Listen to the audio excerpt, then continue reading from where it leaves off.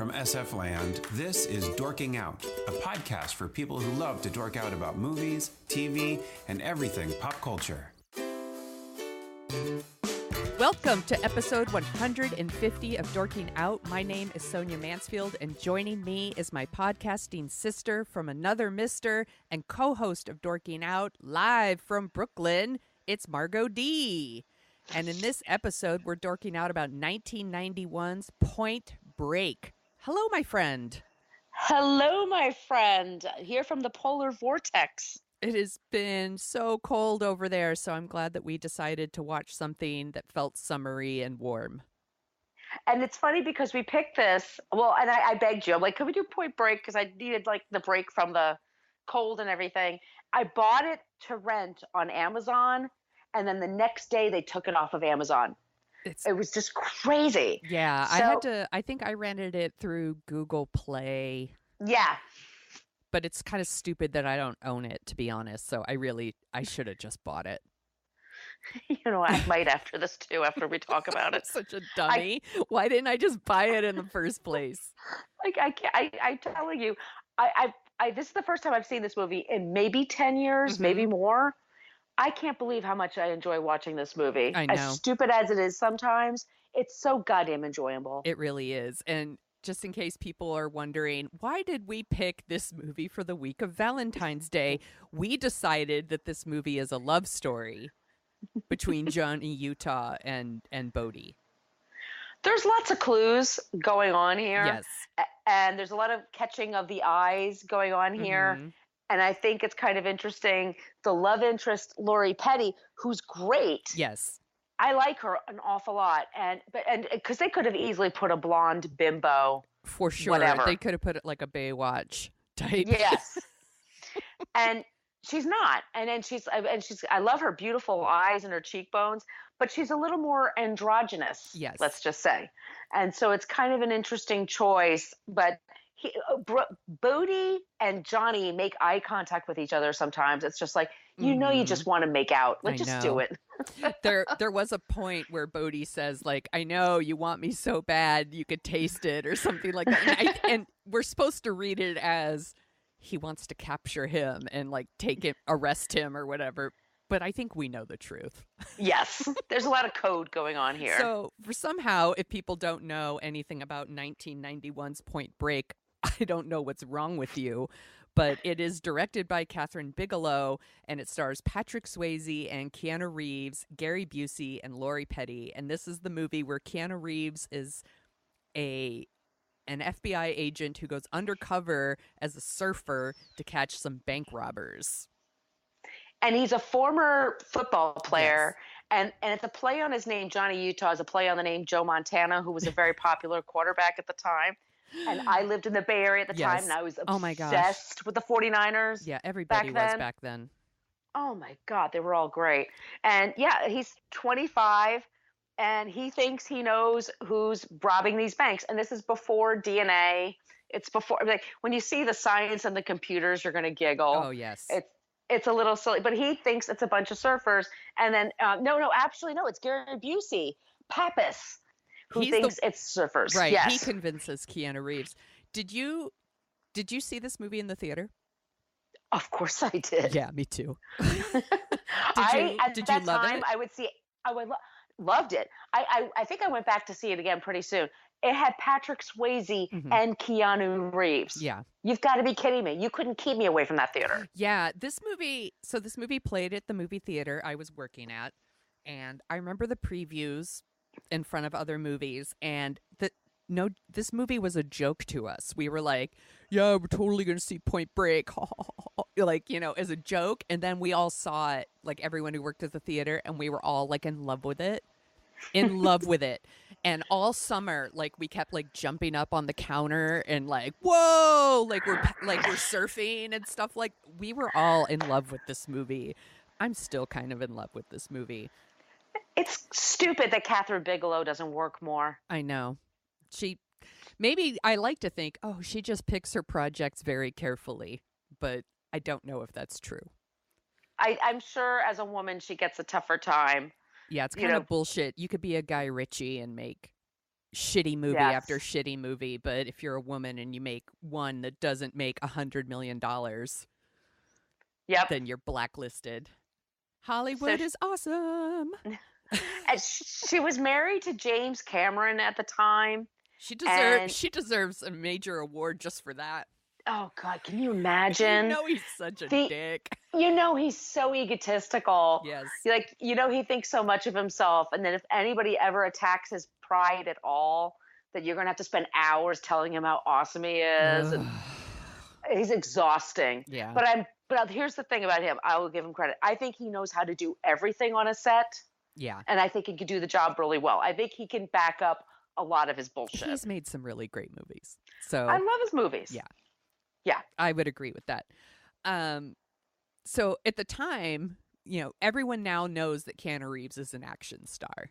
But at the time, this was kind of a big deal. Keanu Reeves was like, he was Bill and Ted and like the dum-dum from Parenthood. That's pretty much it for Keanu Reeves. Like, he was not an action star. Like, it was years later that he did like Speed, Matrix, John Wick, all of those action movies. So this was like kind of his first big movie like this. I mean, Patrick Swayze was like the guy from Dirty Dancing, and but he had done Roadhouse and stuff. So this wasn't like so out of his wheelhouse. I hate that I just said wheelhouse. Oh, bad, Sonia, bad. I'm slapping my own hand. That was bad. But this was really different for Keanu Reeves at the time. And how beautiful is he? Oh my God, he's so beautiful. Like everyone at the time, I was in love with Keanu Reeves, and I probably still am. He hasn't aged. Does he have like a painting in his attic? He totally does. Him and Paul Rudd. Yeah, the two of them. They have paintings in their attics of men in their 50s and how they should look like. I mean, there's still, and supposedly he's supposed to be a very nice person and very quiet and very unassuming. When he made his millions from Matrix, he gave a lot of it away to the special effects people because they weren't really paid. I know, he's awesome. And he's awesome as Johnny Utah. I mean, a wooden performance at times, okay. But I would say this, the script is not great. No. This movie gets by on like how fun it is to watch. It's got really good action sequences. Like Catherine Bigelow directs the shit out of the action sequences in this movie. And I mean, this, like you said, the script isn't awesome, but you do really like these characters.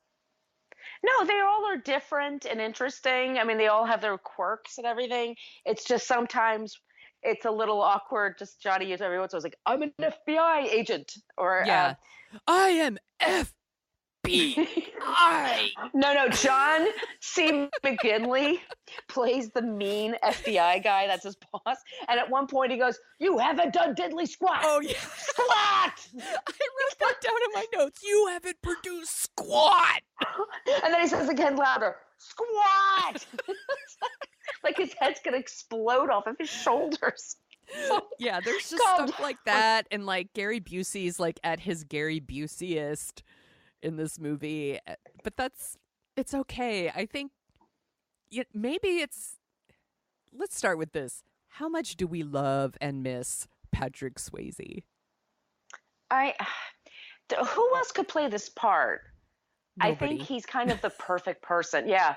And I think because he has that dancer's background and he's a risk taker. He's kind of a risk taker from Texas. He's a little Texas boy. And I think that he's got a lot of that in him and his personality. I believe in when he's jumping out of the planes. And apparently he did all those stunts, the skydiving stuff. He's very athletic. Yeah. And I love that he just plays this part completely straight. Like, it could have been, like, really cheesy or over the top, but he plays it really straight. Like he would play, like, he played all of his roles, to be honest. And, I mean, I did write in my notes, I think it's a little weird that a surfer and, like, a bank robber maybe knows so much about college football. But that's okay. That's okay. We'll let it slide. But that's not his fault. No. And we should say poor Patrick Swayze, he died in 2007. to fucking cancer. Fucking cancer. Fuck you, cancer. Fuck you, cancer. He was 39 when he made this movie. And he's just so great in it. And we did an episode this past summer where we talked about like our favorite summer movies. And I think Patrick Swayze showed up on like our list like 3 times or something. Like it's just how often like Patrick Swayze made movies that we loved.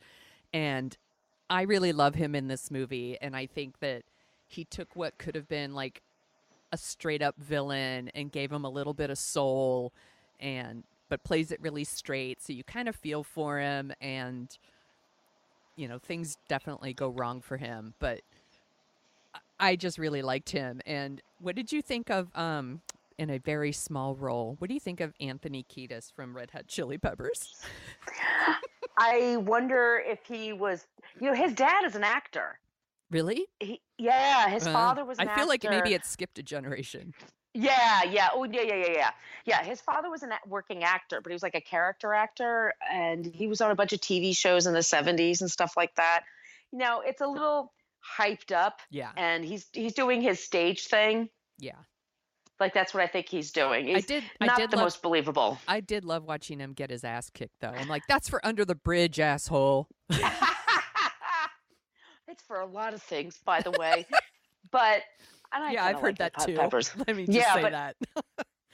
But supposedly the other actors were frustrated with him because he wasn't prepared and just kind of was just going with attitude, and so that's why he's the first one that gets punched in the face. I heard that too. That like they all did some training, and he didn't show up to the training, so then they made him like so that he was knocked out after one punch. I'm like, that's what you get. Kiedis. So the surfing in this movie, the way they film the surfing in this movie is really, really cool. Have you ever been surfing? Once. Oh. And it's very challenging. In Santa Cruz. I went once. I got a lesson with the friends. It was like one of those things, a group thing. And it's very challenging. I don't know if you've ever tried it. No. It's fun, but it's very, very challenging. So supposedly Patrick Swayze, Keanu Reeves, and Lori Petty, they were trained together. And Patrick Swayze said he'd been on boards a couple of times. Keanu Reeves said never been surfing before. Lori Petty, it was her first time in the ocean ever. That's crazy. Well, I should have looked it up. I don't know where she grew up, but I'm like, wow, that must have been terrifying. Yeah, but she really nails it. Like, she really looks like someone who's surfing. She's very athletic. We talked about this when she did League of Their Own, when we did League of Their Own. Like, she's a very athletic person, and so I feel like she looks like someone who could carry herself like on a surfboard, who would carry herself the way she does around all these surfer bras, you know. Bras. Yeah. So she does a really great job, and I love how strong she is and opinionated she is, and I love that she's the one who saves Keanu Reeves from drowning. Yep. And you know, there is a scene where like she finally because Keanu Reeves is undercover and he lies to her, right? And eventually like he sleeps with her. By the way, Keanu Reeves, not a very good FBI agent. Like, this is like his first case, and he like immediately like sleeps with one of the witnesses and gets people killed and lets Patrick Swayze get away like 3 times. You know, it's like he's not a very good FBI agent, but it's his first case, so I guess we're supposed to let it slide. But there's a scene where Lori Petty like confronts him about his lying by like picking up his gun and like shooting at him, and I was like, that seems a little dramatic. Like that, and she says, and I quote, "Don't you have a soul?" And it's like, you're hanging out with these losers that rob banks and kill people, and maybe you don't know that, but you know that they beat the shit out of people all the time. Like, this guy's at least got a job. Right. Dude's got a checking account. Come on. Yeah, you know, and he's Keanu Reeves. He could lie to me all day. Yeah, no kidding. Like, oh, you so-and-so. What was I going to say? Oh, about... Yeah, that scene just seemed a little dramatic and over the top and dangerous. Like, you know, it seemed like you could confront him in a less violent way. But I did love after that scene when he calls to apologize to her and he gets her answering machine. And I like that instead he just says, like, I was wrong. You know, why can't I just say what I mean? I'm a huge asshole and I wanted to tell you and I didn't. And I hope you change your mind and call me back. Like, I like that that's the apology. The apology isn't, you know, well, you're hanging around criminals or, you know. Right. No, he owns it. Yeah, exactly. The script was worked on by the director and James Cameron. And supposedly they, like, her character, like I said, originally they were going to make her more of a bimbo, and it was Catherine Bigelow's idea to make her tomboyish and just have more agency over herself, because she's the only woman who does. Yes. And I mean, there's a naked woman who beats the shit out of people in a shower. There's a couple. So there's the naked woman in the shower, and then there's like a woman that I guess she's in a bathing suit. With a thong? Yeah, with a thong, just, you know, hanging out in the house, or yeah, and that's pretty much it for women, I think. Yeah. In this movie, so I'm glad that Catherine Bigelow weighed in there and gave us somebody that we could actually care about, and yeah, like you said, has some agency. Mm-hmm. I have never been surfing. Have you ever been skydiving? No, I am. Here's the funny thing. I'm terrified of heights. That's hilarious. No. but I can't watch a movie where there's somebody hanging over the edge of a building. Like, stuff like that freaks me out. Yeah. But I can watch skydiving all day. I'll never do it. I am the opposite. I find skydiving to be really freaky. See? Just I would watching never do this it. stuff was making me, like, kind of anxious.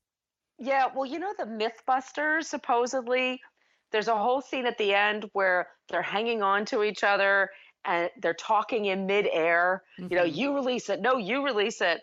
And the Mythbusters guys are like, no, they would go splat if they did that. Like, it's just not believable. Oh, Mythbusters, you ruin everything. I know, damn it. But I love those skydiving. I mean, I don't know why. I'm never bothered with flying. If that's how I'm going to die, that's how I'm going to die. And I'm never okay. I can watch skydiving all day, but I would never do it. No. God, no. Yeah, no. It scares the shit out of me. I'm not an adrenaline junkie. Mm-mm. I don't think so. I did go bungee jumping once.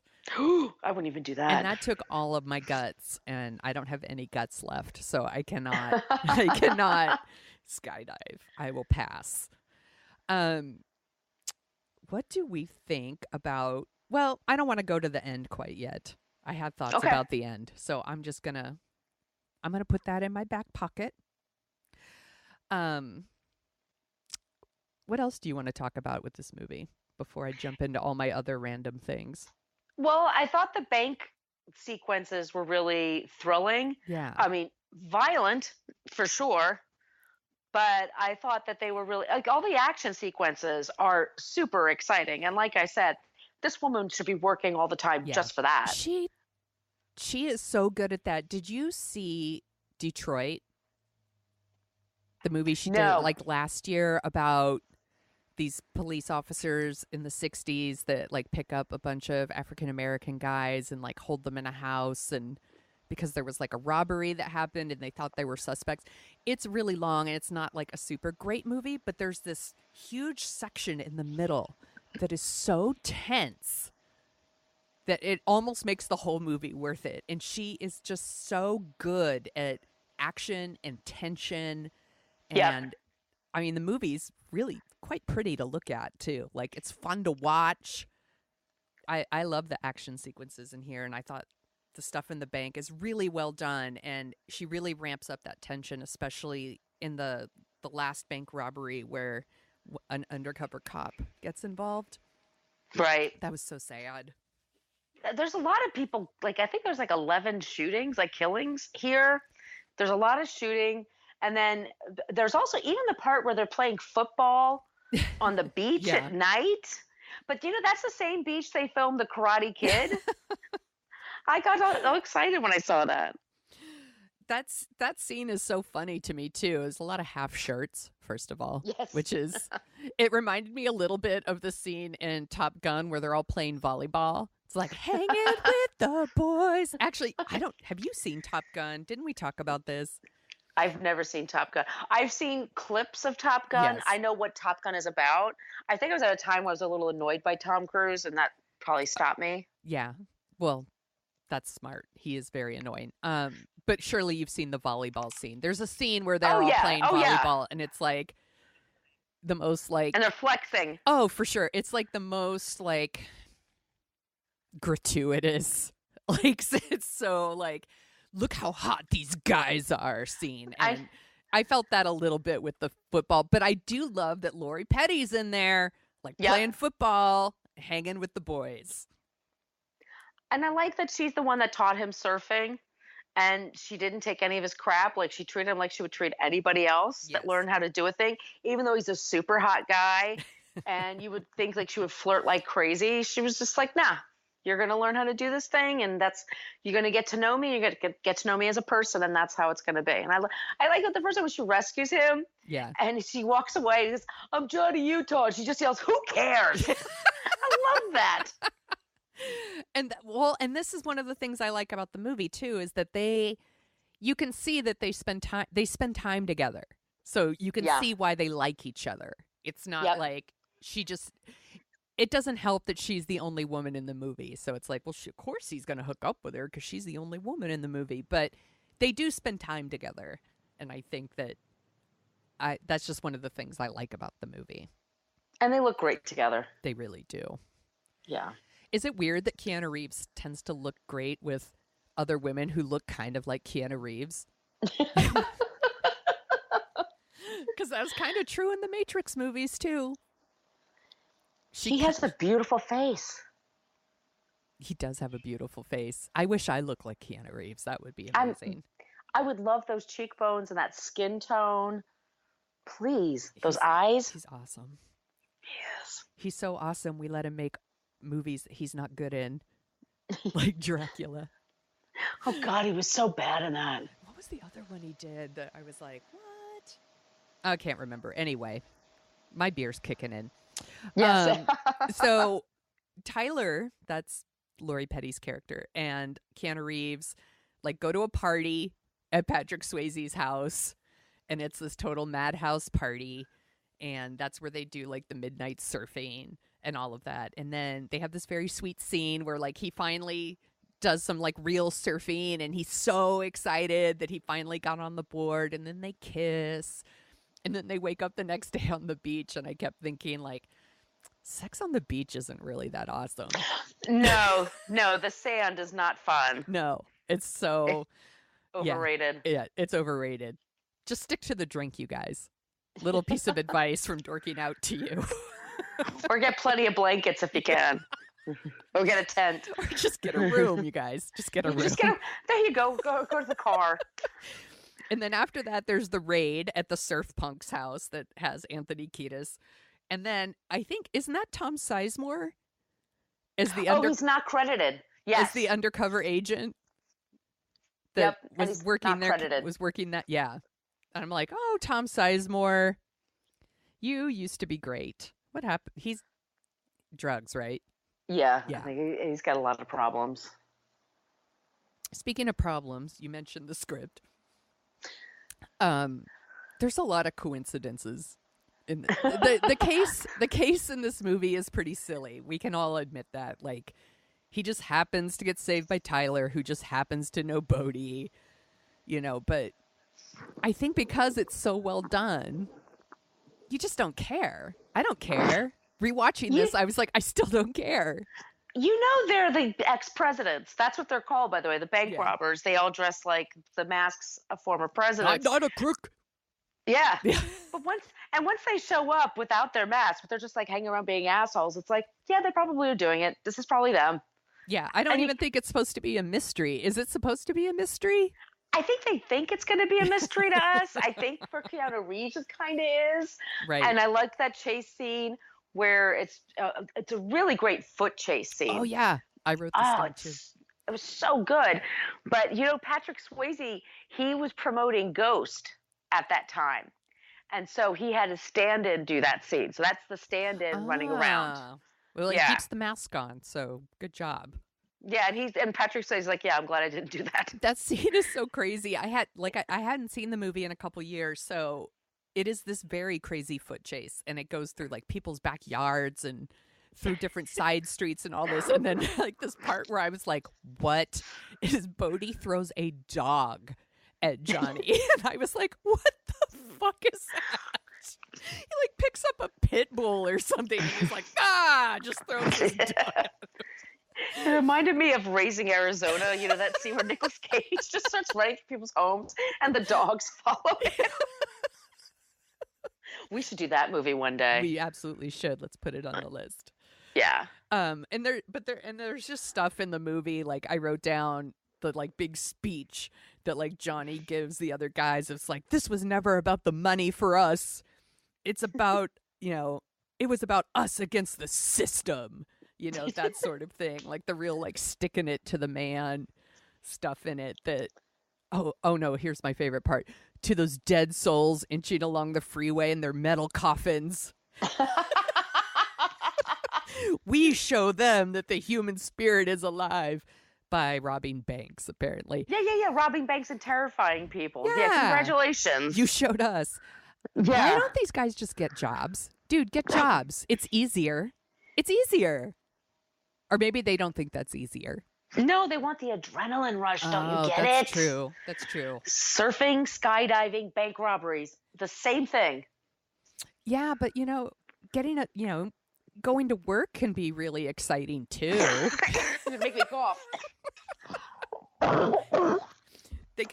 They could work at like that restaurant where Tyler works. I bet it's super exciting there. Yeah, I'm sure. Yeah, why not? That's too funny. So eventually, like, Johnny figures out that Bodhi and his crew are the ex-presidents, and the ex-presidents figure out that Johnny is an FBI agent. And then the next scene is Bodhi and the gang take Johnny skydiving. Why do you think they go skydiving? Like, that scene is so weird to me. It doesn't make any sense. And then, so Johnny, and you think at some point, oh, are they going to kill Johnny up there? Like they'll put something, like they'll put, right, like it's going to like not be a real parachute or something. But then they land, and then Patrick Swayze says, hey, dude, I got to show you something. And then it's a kidnapped Tyler in like her nightie. Yeah. I mean, which was like some of the touches, Catherine Bigelow, like really.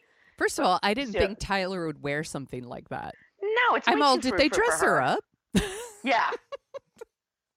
But she's kidnapped, so now Johnny has to go along with it so that he can free her. Yes. But he doesn't tell the other people at the FBI. It's just a very weird. I never understand why they went skydiving, because they all know that they know, like they all know everything, but they're still pretending that they don't, I guess. Is the point? Or was this like Bodhi's last chance to, maybe he was trying to convince Johnny to like join them? Maybe. Okay. So I actually took the time to go to Wikipedia, and I printed out the Point Break plot. And it is one of the most confusing things ever. Because you're like, Pappas and Utah head to the airport where Bodhi, Roach, and Nathaniel are about to leave for Mexico. During a shootout, Pappas and Nathaniel are killed. Okay, you knew they were all going to get killed, by the way, at that party where they're playing the Jimi Hendrix music. Yes. And they're all just like, yep, we're in this for the ride. And one guy goes, I won't live till 30. Like, you're going to be the first one killed, by the way. Congratulations, You're all, dude, you won't live till Thursday. Exactly. This is your last summer. Do it. Yeah, I mean, because I was reading this to try to understand, like, yeah, what's this whole point about the drop zone and all this stuff? Yeah, this is when it started to lose me a little bit. It was a little confusing. But the skydiving stuff is so exciting, right? Again, you let it slide because it's so fun to watch. And I love the names, like Roach and Gromit. And War Child, and then Rosie's Lee Turgison, who's like the guy that's her name is Tyler, his name is Rosie. It's the gender norms are out the window with this. I love it.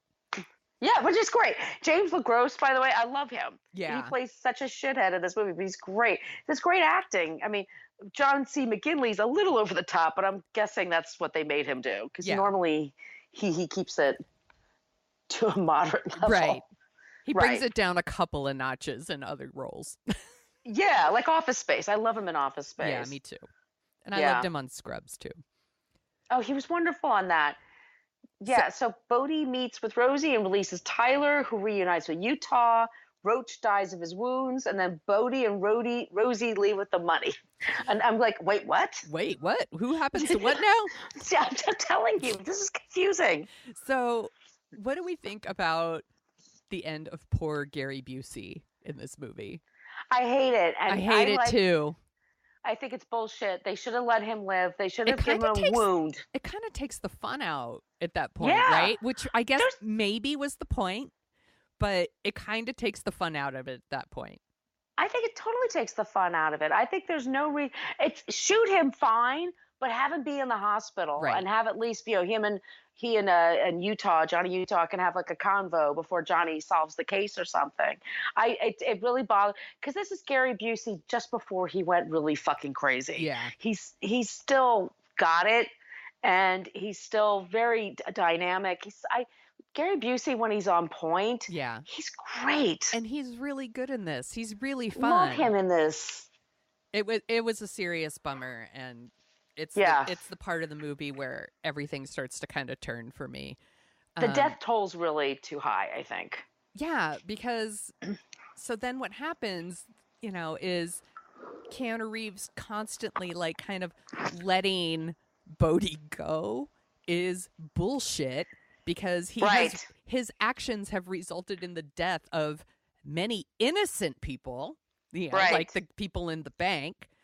And Gary Busey's character. I mean, his partners, whatever, they know what they're signing up for. But like these, maybe you could say Gary Busey knows what he's signing up for when he joins the FBI. But whatever.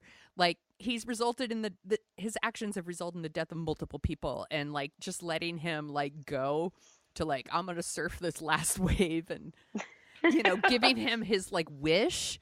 I'm like, fuck that. You should put the cuffs on him and take him to jail. But he's in love with him, so... No, it's the bromance. And I love it that Patrick Swayze years later admitted that. He's like, no, I thought it was a love between the two of them. Yeah.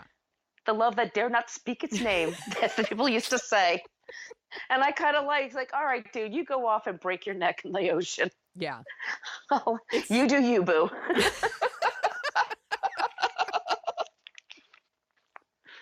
It's just that... Like I said, like back in the day, that really didn't stick in my craw the way it is this time, where I felt like the more apt punishment is for Bodie to live and go to jail. But that's okay. That's just not the type of movie it is.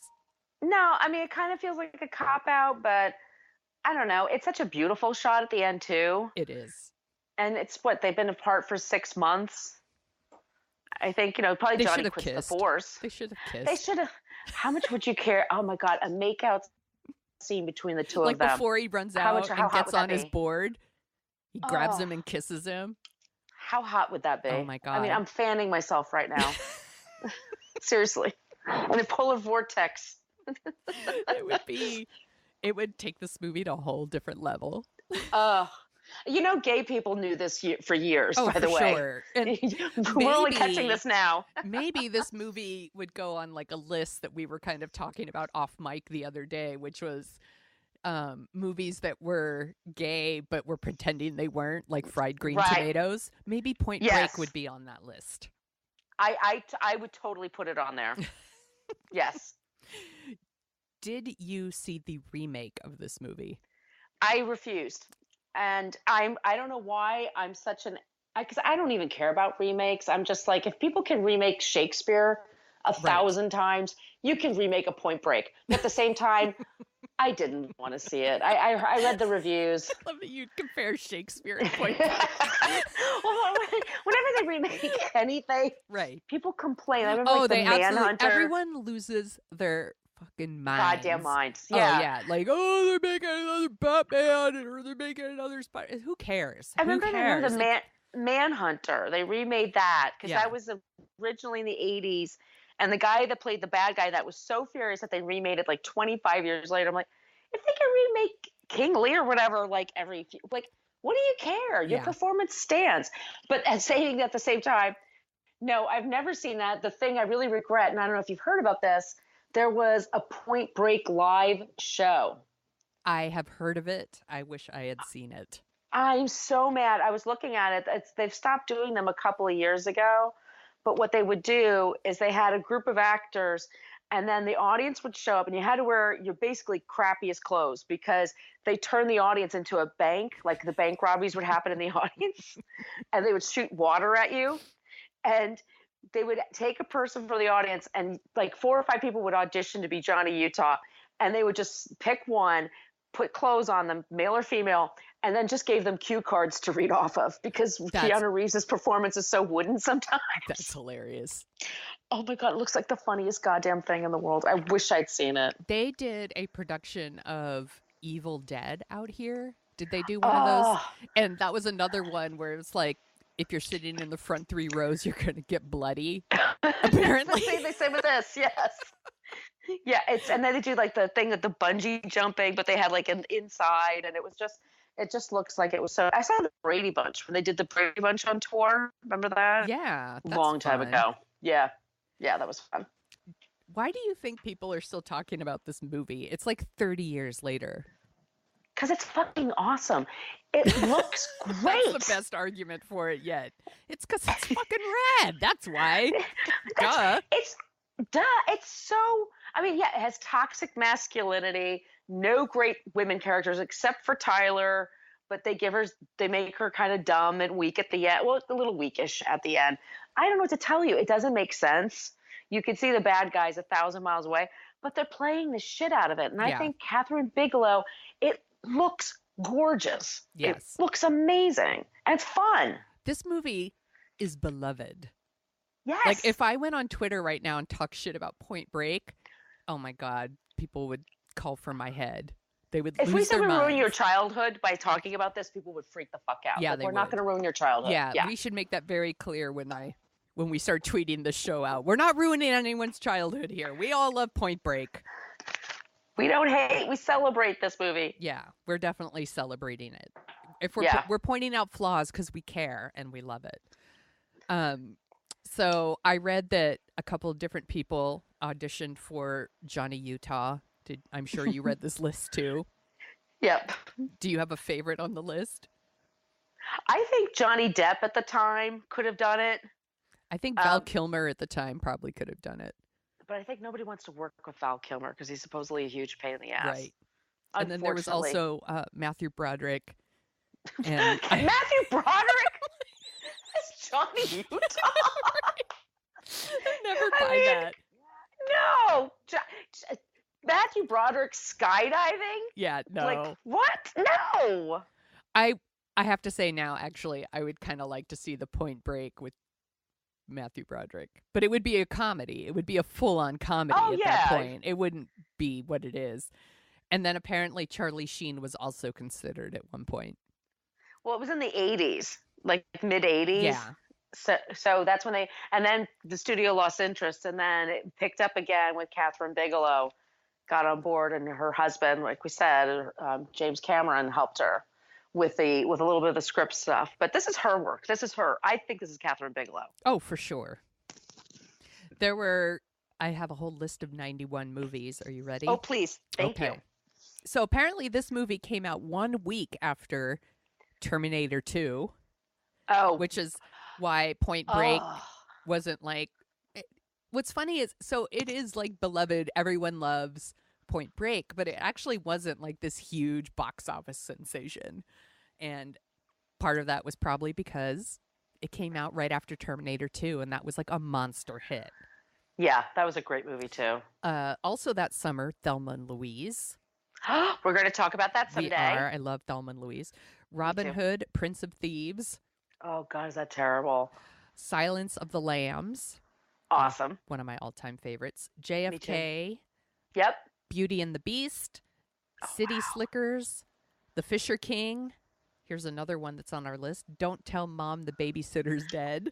I love Don't Tell Mom the Babysitter's Dead. Me I'm such a too. stan for that movie. I love it.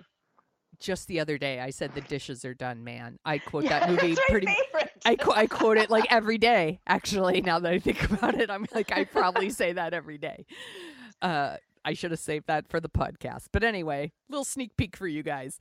The Commitments, Barton Fink, Cape Fear, and The Addams Family all came out in 91. Those are great movies. That's a good list. I liked all of these. I think we should also do songs sometime, like songs from that year. We should. I think that'd be fun to add some context. That's a good idea. I will do that in the future. Because I'm off the top of my head, I was like 91 was probably what, like CNC Music Factory or something. Or the Commitment soundtrack. Oh my God, you couldn't get away nonstop. from the Commitment soundtrack. Oh, I played that all the time. I still love it though. Yeah, it's so good. We should do that one. Yeah. I love the Commitments so much. Me too. Anyway, do we have anything else we want to say about Point Break? That it's fucking awesome. It is. It was such a fun rewatch. I watched it on my phone because I got it off of YouTube, and I was like, this isn't going to be as good. It was amazing. Yeah. It was just completely amazing. It still looked great. I'm so glad we did this. This was like so much fun to do. It was. I agree. This one was really, really good. And like I said, I thought this movie was going to, when I first saw the previews for this, I was like, what? It's like, it looked pretty dumb. And it instead turned out to be like one of my favorite movies that summer. And like I said, we talked about it all summer at the movie theater. We were all quite smitten with it. So I was really happy to revisit it. And I think as much as I love Keanu Reeves, I really think like Patrick Swayze is probably the reason I loved it so much, because he was so good as Bodhi. And I miss that guy. He was good.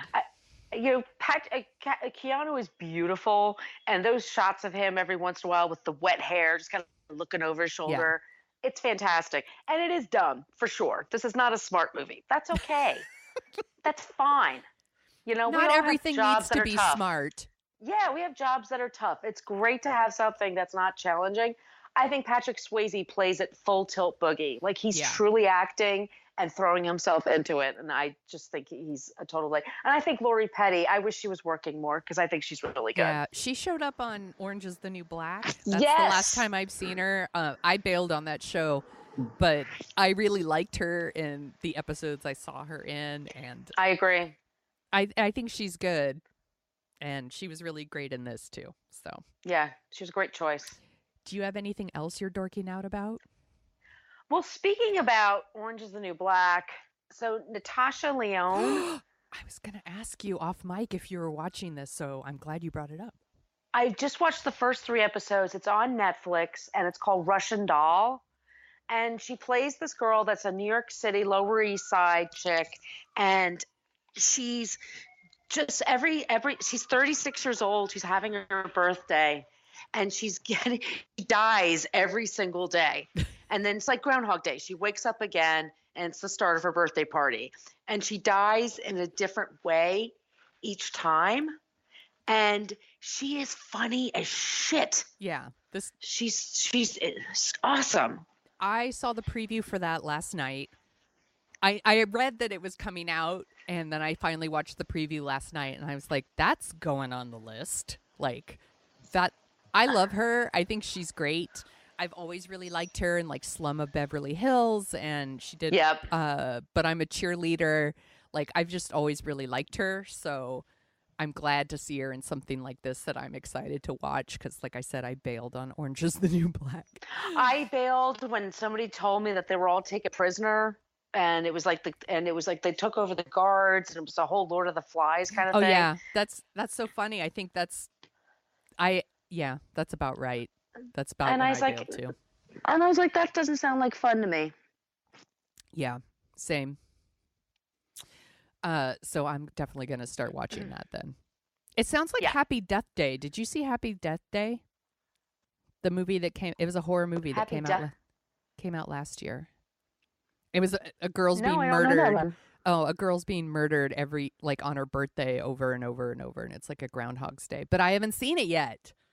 But I heard good things about it, so it sounds pretty similar. I'm gonna watch both. There's a Christmas movie, and I think Adam Risky turned me on to this, and it's one of those Hallmark movies, and it's Amy Smart, and she experiences Christmas Eve over and over again until she gets it right. Yeah, it's like 13 Christmas Eves or something like that, and it's really cute. Yeah, I remember him talking about that one on This Movie. Yeah, it's a good one. I'm trying to think what I'm dorking out about. I am now that the holidays are over, I'm going back and trying to catch back up with the things that I stopped watching before the holidays. So my husband and I have been watching The Haunting of Hill House. And it's great, right? Yeah, it's so great. We're about 6 episodes in now, and there's the last 2 we've watched, so I guess it would be episode 5 and 6. The one called The Bent Neck Lady. Do you remember this one? It was all about Nell. No. It was all about Nell. About Nellie. That episode messed us up. We've been so scared and traumatized by it. It's so good, and we're really into it, and I'm excited that we're going to actually finish it. And we've started back up with BoJack Horseman, which I'm way behind on. I'm only in season 1, but we're kind of dorking out about it. I'm the same way. That's the one. I'm sorry, my mic was muted because there was an ambulance going by. Oh, no worries. I was talking and responding, and you couldn't hear me. So, no, BoJack Horseman is something I love, and I'll go through like 10 episodes in a couple of days, and then I need some time because they're very deep. It's a very deep show. Yes. Yeah. So we're doing that one, and we're also watching Schitt's Creek. Oh, that's such a great show. Which is really, really funny, and I like these. What I'm liking about BoJack Horseman and Schitt's Creek is the runtime is a huge plus. Basically, it's like you can knock one out in 25 minutes, which is perfect. Everything should be like that in life. Yeah, so we could watch House on Haunted Hill, or Haunting of Hill House. Sorry, there's so many different hauntings. I can't keep them all straight. So we watch that, and then you'll watch like a Schitt's Creek to kind of get that bad taste out of your mouth. Cleanse the palate. Exactly. So that's kind of what we're watching right now. And this was super fun as always, brah. Did you mute again? Yes, I did. Sorry. That's okay. Because I was coughing this time. No, I wanted to actually say something. I don't know if any of you guys are based in the Philadelphia area, but I am going to be at an event. My friend Dina from the Twisted Philly podcast, we're going to be, it's 2 to 4:30 p.m., or it's 2:30 to 4:30, excuse me, Helium Comedy Club in Philadelphia, and we're going to be talking about true crime. And the tickets are $15, and they go to charity. And the best thing to do, I think, if you're interested, you follow at @twisted_Philly, and she's going to have all the details posted there. But I will be there, and yes, we're going to be there Sunday, March 17th, St. Patrick's Day, in the middle of the afternoon in an Irish American city. So we'll see. Oh my gosh. What it's going to be like. What could go wrong? I don't know. We're going to have fun. We're going to be talking about true crime, so we're going to have fun. You're going to have an awesome time, and I really wish I could be there because I would totally go. I think you would like Philly. It's a fun city. Yeah, I have that feeling too, and I'm sorry I can't be there too, but that's awesome you're doing that. Yeah. Maybe someday we'll do a live show. That would be fun. That would be hilarious. I would love that. That would be awesome. You could come here. You could sleep on my couch. Or you can come sleep on my couch. You deal with my cats, I'll deal with yours. Yeah, that's fun. Where can people find you on the internet? The best thing to do, oh, by the way, at brooklynfitchick.com, my blog, you helped me update it, and it looks all spiffy and new. So thank you so much. I totally appreciate that. You are welcome. It looks awesome. So a few of the shows that I work on, I post there. Follow me on Instagram and Twitter at Brooklyn Fit Chick. That's actually where I'm most active. I mean, I do have a Facebook page, and my other shows are the Not Fade Away podcast, Best Neighbors podcast, and Book versus Movie. And there's one more. Oh, the Fit Bottom Girls podcast. So many podcasts, so little time. I've got so many and so little time. You can find me at The Sonia Show on Twitter. That's Sonia with an I, and thesoniashow.com. I'm on Facebook sometimes, but not very often. But I update my blog quite often. And you can find Dorking Out at dorkingoutshow.com and on Twitter at dorkingoutshow. And this was super fun as always. Yay! I love talking about Point Break. This was so good, brah. Good, brah.